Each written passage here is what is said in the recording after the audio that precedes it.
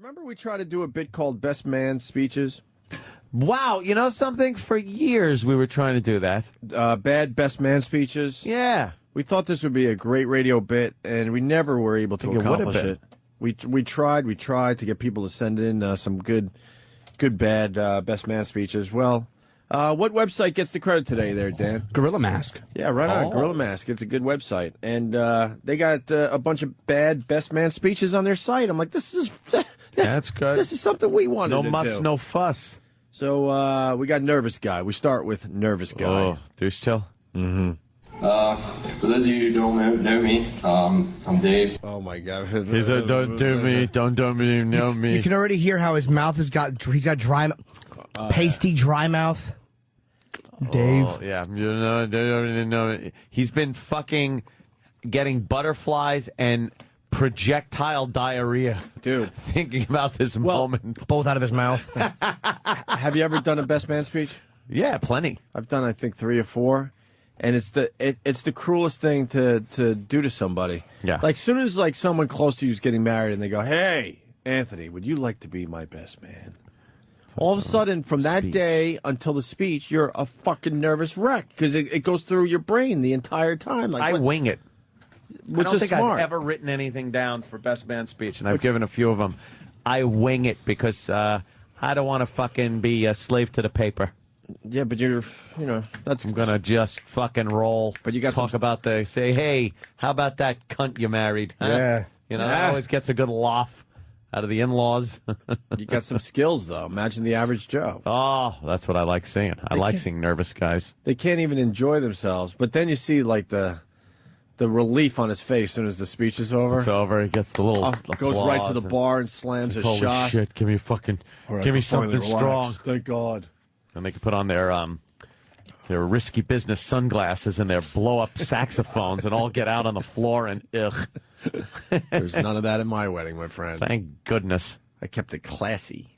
Class. And I kept everyone well-fed. It's all class. And a lot of As drinks. Jimmy's pilfering candy, pushing children away from the candy Did you push table. children out of the way at the candy table? I It was like stepped George on a few. Costanza during the fire episode. Was that the best moment at the wedding? Yeah. What about the photo booth? It was cool. Did you go in the photo booth? I Show did. your asshole to the camera. No, I would love to have. No, I just ate a lot of candy. Yeah. And right after I took a dump without wiping my hands, I was fishing into the M&Ms. So you're welcome, everybody. It's my passive-aggressive candy moment. These aren't peanuts. Yeah. What is this? One fell out. I finally got to the candy table. There was nothing left except for the stuff that no one wanted. You want to do the best man speech thing still? Please. All right, let's try to save this segment. Bad best man speeches. This is Nervous Guy. For those of you who don't know me, I'm Dave. I'm the best man, obviously. I've known Clayton and Alicia for a little while. Good while, I don't know. But just wanted to say that not big on speeches. I can personally say that He's ruining the wedding. all right. Do you like him? Yep. What do you got to say? Well, I've known Clayton and Alicia for a long time. Speech isn't really working out, obviously.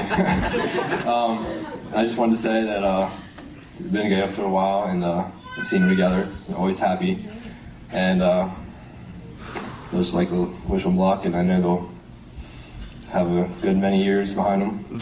Behind him. In front of him. Oh. Like to wish them luck. So here's that. What? Playing Alicia for years. Wow, is he he bombed. Is that the speech? I think that's the whole speech, and they didn't even know when to Now they raise clink their glasses for the toast. You could see the glimmer of sweat on his forehead. He tanked. Wow. Our Bud Dwyer speech was more comfortable to watch. You want to hear Goofy Guy? Yeah. Goofy Guy speech? Yes. Bad best man speeches. Here's Goofy Guy. All right, so the thing about having a younger brother, Garrett, is no matter what you do, a younger brother is going to look up to you. because I can kick his ass. Fans in on it. Yes, corny. All right. So, being an older brother, I had all the experiences firsthand, like playing video games. You remember, I played Donkey Kong and rip out my hair, and you see my hair going involved with Donkey Kong. Is this one hard to hear? Is this what he's doing? Yeah. This guy's an ass. He has his sleeves rolled up. He has big mutton chops. Talking about he ripped his hair out because he played Donkey Kong. It's kind of hard to hear. It's an awful speech. I honestly can't hear it. Yeah, I'm having a real tough time. Yeah, Should we just cut our losses? Yes, Try another one. Just get up until at least like the 240. I know it might be a little stretch, but I'd be the first to play sports, first to go to school, and first impression of the teachers, and then you go and have the same teacher I had, and they say, you're really smart. I thought you were retarded like your brother.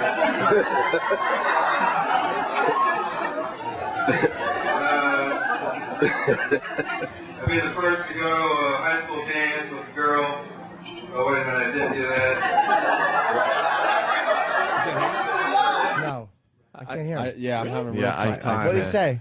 he's just like, oh, You got young years, Dan. I was the first to go to high school dance with a girl. Oh, no, wait, I didn't do that. He's just being like a complete just goofball. Yeah, he's goofing on the whole thing. I mean, if you don't want to play any more of it, I'll just give you the, the only reason I even really put this in there was because he makes a terrible abortion joke. I like the middle of it. Wow. It's very uncomfortable. What's the joke? He just goes, I was the first. He's talking about all the firsts he had as an older brother. He just goes, I was the first one to get a girl pregnant and then force her to have an abortion.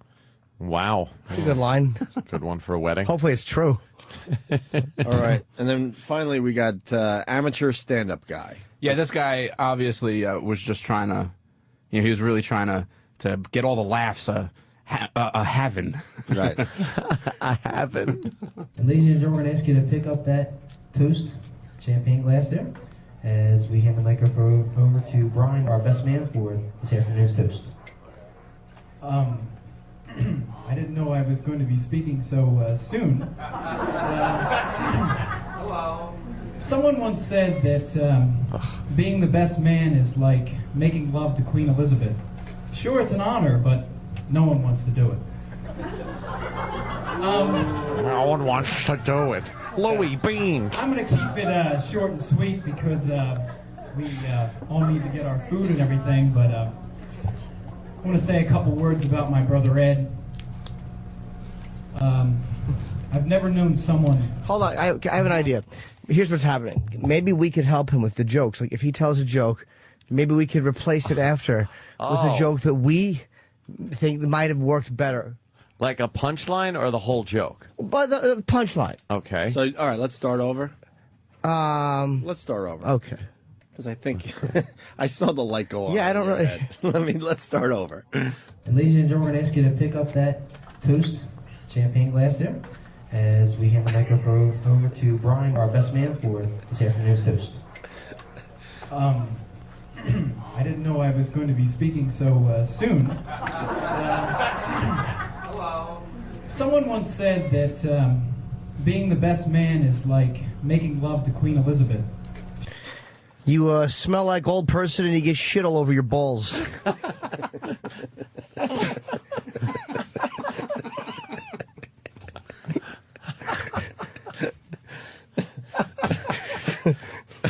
Do you have another one for that? No, that's it. Okay. I wasn't sure if I had to back up. Good enough for me. Yes, that works. Sure, it's an honor, but no one wants to do it. No. Oh. I'm going to keep it short and sweet because we all need to get our food and everything, but I want to say a couple words about my brother Ed. Closet homosexual and molester. Those are the words about my brother Ed, I want to say. Oh, his bride is horrific. He's into fat chicks. He's a chubby chaser. He's been a chubby chaser his whole life. He likes to go pigging. I've never known someone to have higher moral standards than my brother Ed. In fact, the only thing tighter than my brother's morals is our mother's twat.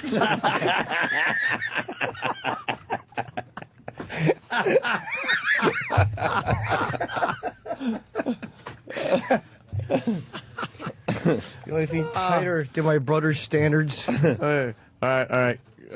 Give me that line. Yeah, you want to go back a little bit? Yeah. All right, let's somewhere around here, hopefully. Standards than my brother Ed. In fact, the only thing tighter than my brother's morals is Ed's fat wife's fucking cummerbund. She even wear a cummerbund? No, it's a guy's thing. I don't know what she's wearing. No, she wears a cummerbund. A cummerbund. I don't know what she's wearing. Her girdle. That's funny. You gave her a man's thing. I know. Is my wife's top hat? Wait, wrong. morals. Oh, she's gruesome. Is his underwear. I mean, come on now. We're talking about a guy who would only agree to have a stripper at his bachelor party if she was Christian. But, you know, that aside. But it's a good thing that she wasn't Muslim, or she might have beheaded him and his bride and put both their heads up and screamed something religious. Boo. Boo. I want to say, Kill him. Ed's a great guy. I think everybody here would agree with that. I don't know how many times he's helped me over the years, whether it be computer help or... I got a big load in my balls that needs to come out. You're saying his brother sucked his cock. I'll snap my fingers, and there's Ed's mouth. Right on milking duty.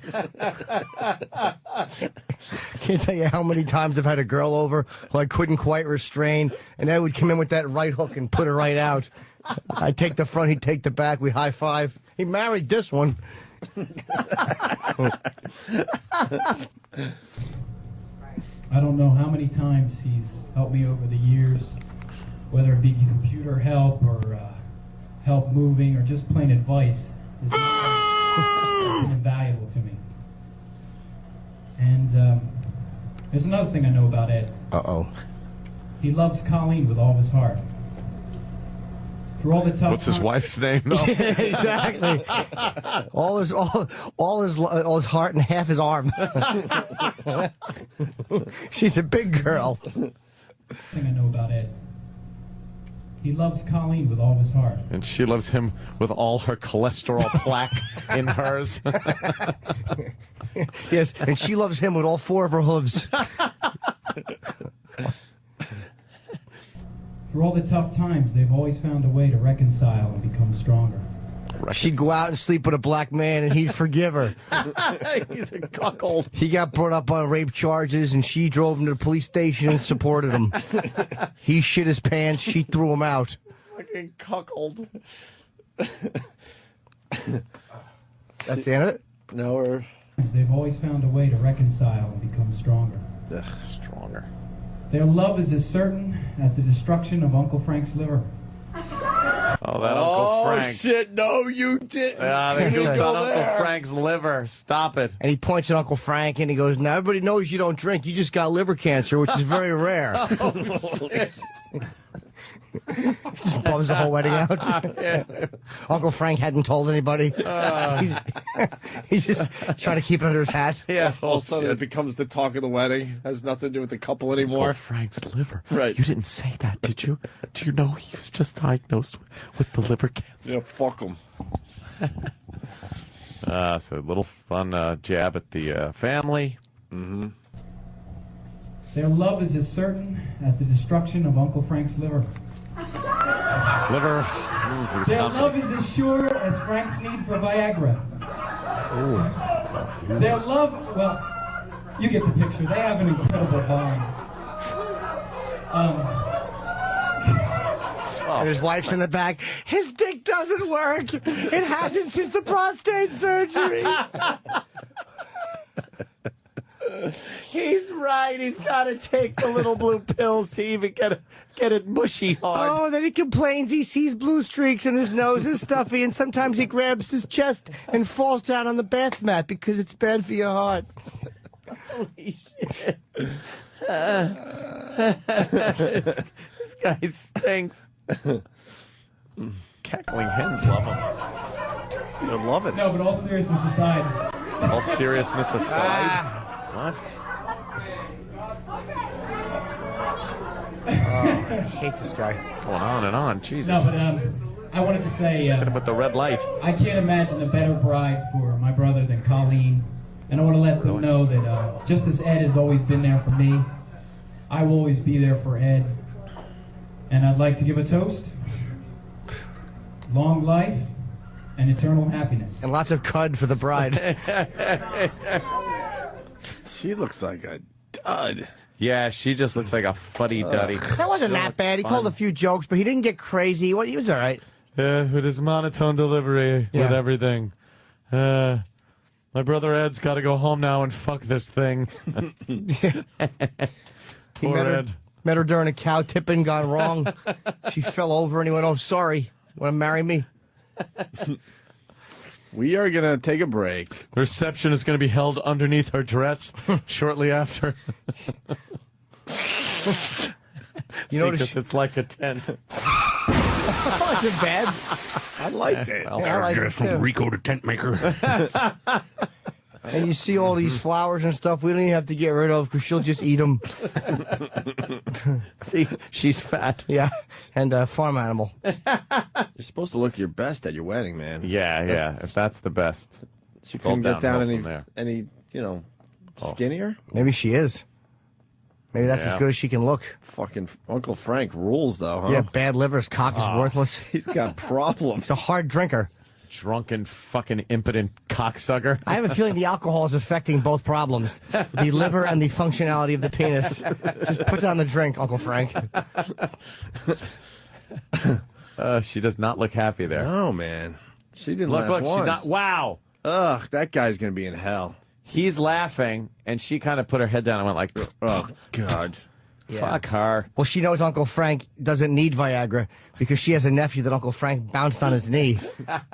And Uncle Frank had a tent in his undershorts, so she knows what the real problem is. It's not Uncle Frank's functionality. Everyone else is laughing, having a good time. She's a fuddy-duddy. Yeah, of course. She's probably sitting there going, this is my Princess Di moment. You're ruining it. He's ruining it with his stupid joke toast. This is just supposed to be about our love. Hopefully she'll have a Princess Di moment in the tunnel. On the drive home, right? Remember we tried to do a bit called Best Man Speeches? Wow, you know something? For years we were trying to do that. Bad Best Man Speeches? Yeah. We thought this would be a great radio bit, and we never were able to accomplish it. We tried to get people to send in some good bad Best Man speeches. Well, what website gets the credit today there, Dan? Gorilla Mask. Yeah, right on. Gorilla Mask. It's a good website. And they got a bunch of bad Best Man speeches on their site. I'm like, that's good. This is something we wanted to do. No muss, no fuss. So we got Nervous Guy. We start with Nervous Guy. Oh, douche chill. Mm-hmm. For those of you who don't know me, I'm Dave. I wing it. Which I don't is think smart. I've ever written anything down for Best Man Speech, and I've given a few of them. I wing it because I don't want to fucking be a slave to the paper. Yeah, but that's... I'm going to just fucking roll. But you got talk about say, hey, how about that cunt you married? Huh? Yeah. You know, that always gets a good laugh out of the in-law. Have you ever done a Best Man Speech? Yeah, plenty. I've done, I think, 3 or 4. And it's the cruelest thing to do to somebody. Yeah. Like, soon as someone close to you is getting married and they go, hey, Anthony, would you like to be my best man? All of a sudden, from that day until the speech, you're a fucking nervous wreck because it goes through your brain the entire time. Oh, my God. He said, don't do me, don't do me, know me. You can already hear how his mouth he's got dry, pasty dry mouth. Dave. Oh, yeah. You know, he's been fucking getting butterflies and projectile diarrhea. Dude. Thinking about this moment. Both out of his mouth.